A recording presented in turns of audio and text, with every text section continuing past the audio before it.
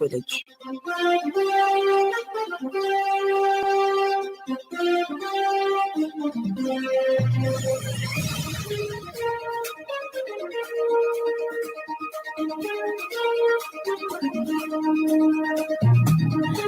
Good evening. This is the 5FM Radio Main News. The headlines.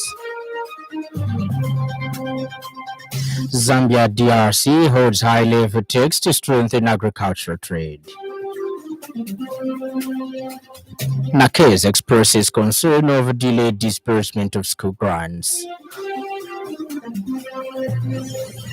And Uganda election chief says he has had threats over results declaration. This bulletin is live on our Facebook page, 5FM Radio Zambia, and live on our YouTube channel, 5FM Radio Zambia. With the details, my name is Lance Sannie. Minister of Agriculture Ruben Mtelo has held high-level discussions with a delegation from the Democratic Republic of Congo DRC aimed at strengthening agricultural trade and deepening broader economic relations between the two countries through structured collaboration.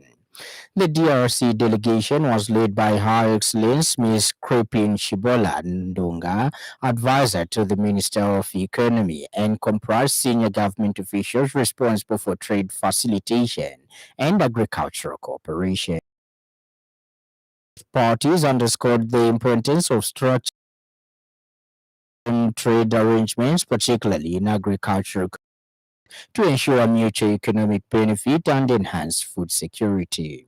Mr. Mtolo emphasized that sustainable trade can only be achieved through clear government-to-government frameworks supported by regular engagement between relevant sector ministries. The minister outlined three core principles that should guide agricultural trade between Zambia and the DRC: fair pricing, clean and timely delivery, and high-quality products.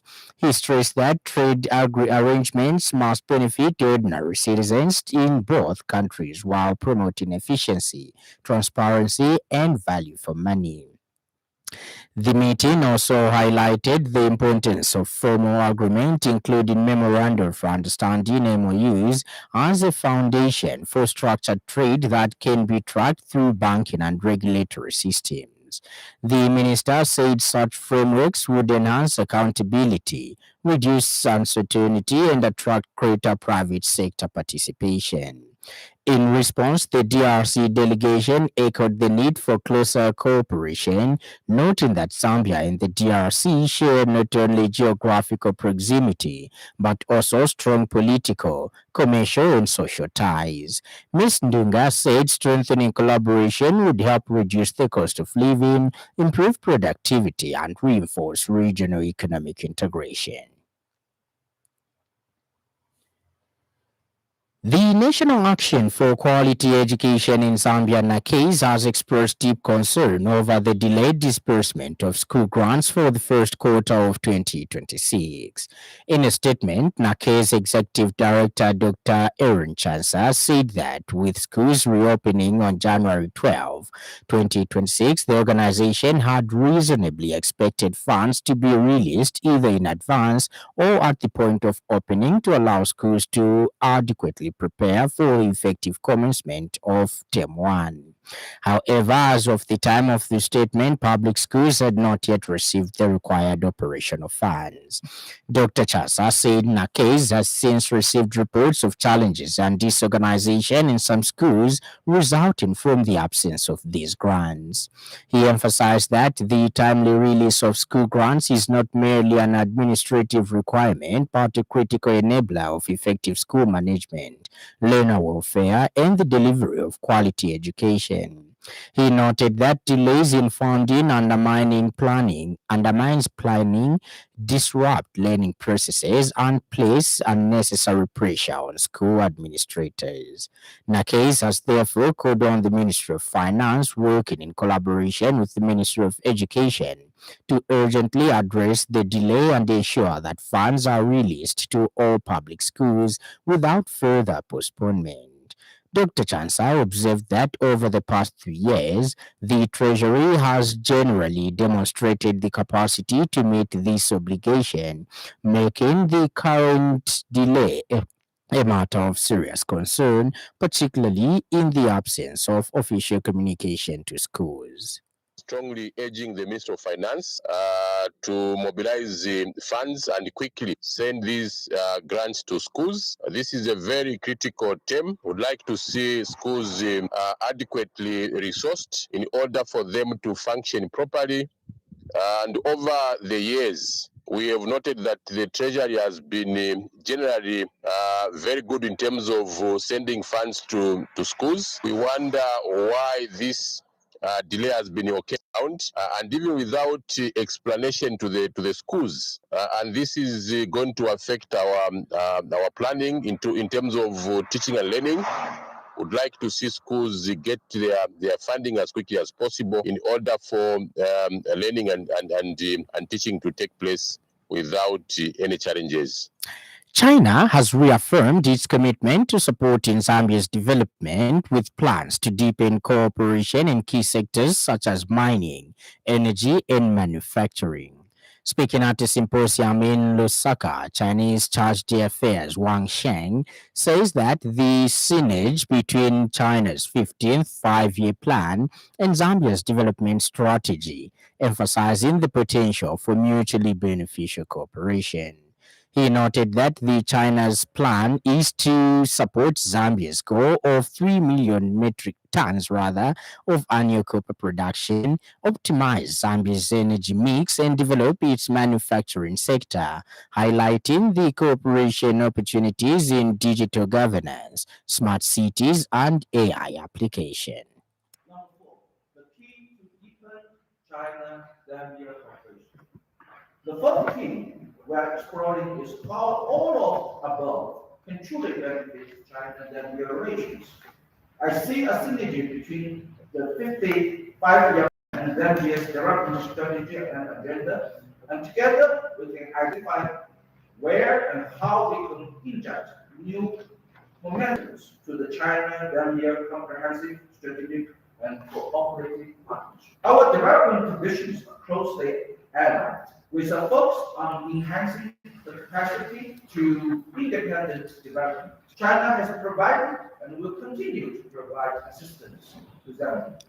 Speaking at the same symposium, National Institute of Public Administration NIPA Executive Director Professor Jacob Malungo highlighted the alignment between China's development strategy and Zambia's priorities under President Hakainde Hichilema. Professor Malungo added that the fourth plenary session and the 15th five-year plan demonstrates China's success in strategic continuity anchored in long-term planning, stating that China-Zambia Governance Forum scheduled for Q1 2026, which will be focusing on modernization pathways, AI, and big data in public administration, is really a big step in the development of Zambia. When we check the second part, which is the 55-year plan, Zambia's opportunity. To us, we have done about half the numbers. We are 8, and China is at 15, about half. It means that we can learn a lot. High quality development and strategic alignment. To us, this 15 5-year plan emphasizes high quality development growth, driven by innovation as you have indicated, for excellence, productivity, sustainability, and value addition. It means that for us, this is key. The Zambia Center for Interparty Dialogue (ZCID) has commended all political parties for the exemplary peace, civility, and integrity demonstrated throughout the campaign period ahead of tomorrow's Chawama by-election. In a statement, ZCID Executive Director Mrs. Doreen Kabwe said the organization observed that from the time of nominations through to the end of the campaign period, levels of civility remained notably high, with no alarming or reported cases of violence or intimidation. Mrs. Kabwe said the spirit of tolerance and peaceful campaigning shown by political parties and their supporters is encouraging and reflects growing maturity in Zambia's democratic processes.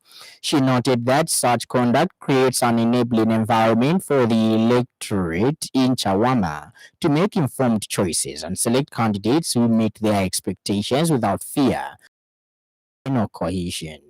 She expressed hope that the same peaceful posture would be maintained as voting commences tomorrow, adding that this act and other conditions necessary to enhance voter confidence and integrity of elections before, during, and after process.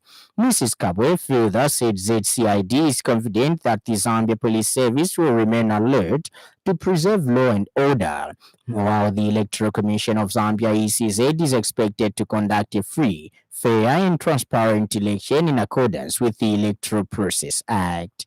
She also urged the media to provide balanced and responsible coverage of the electoral process. And in other news trending this evening,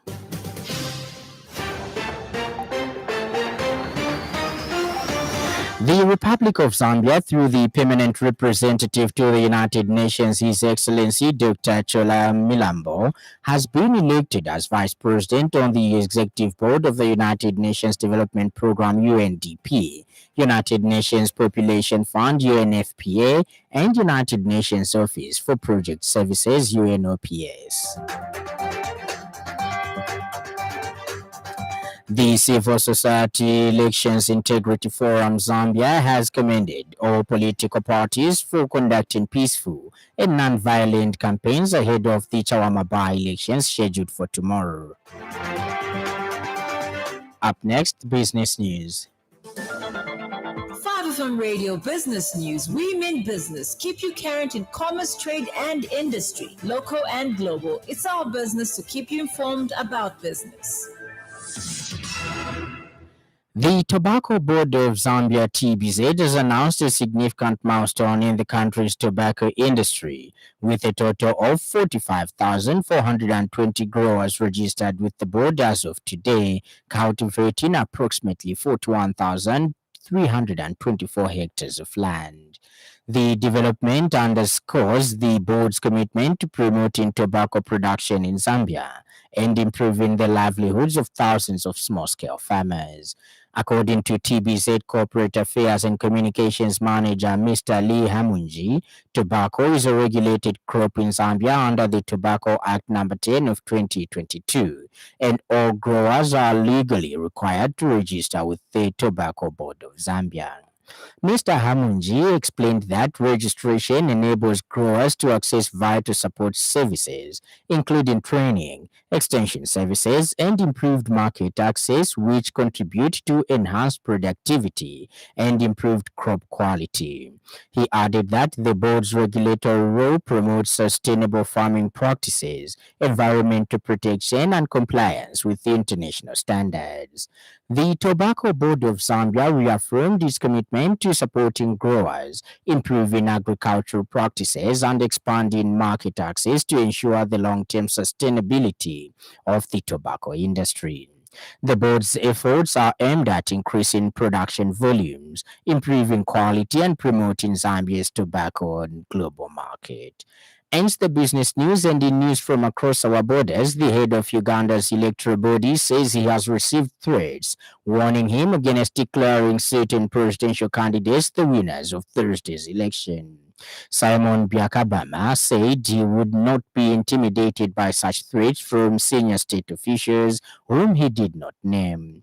He was responding to a BBC question about a widely shared video which shows a presidential assistant saying the Electoral Commission would never declare opposition candidate Robert Kyagulanyi, popularly known as Bobi Wine, as president, even if he were to win. Some people say if you don't declare so and so as president, you will see. I tell them that I am not in the business of donating votes, said Byakabama. And in sports news, OIDC Zambia Sports Development Center has congratulated Lyson Zulu on his appointment as FIFA Technical Development Scheme (TDS) High Performance Specialist for Africa. Zulu is a former programs officer at OIDC Zambia, whose journey reflects a strong foundation built through dedicated service to youth and sports development at the center. The center says this is a massive and well-deserved achievement that highlights his exceptional expertise, leadership, and vision. His appointment is a source of pride for OIDC Zambia and the nation, as it positions him to play a key role in advancing high-performance football development across the African continent. OIDC Zambia is confident that his skills and experience will make a meaningful contribution to football development and wishes him to continue succeeding in his important role. Up next, the business news.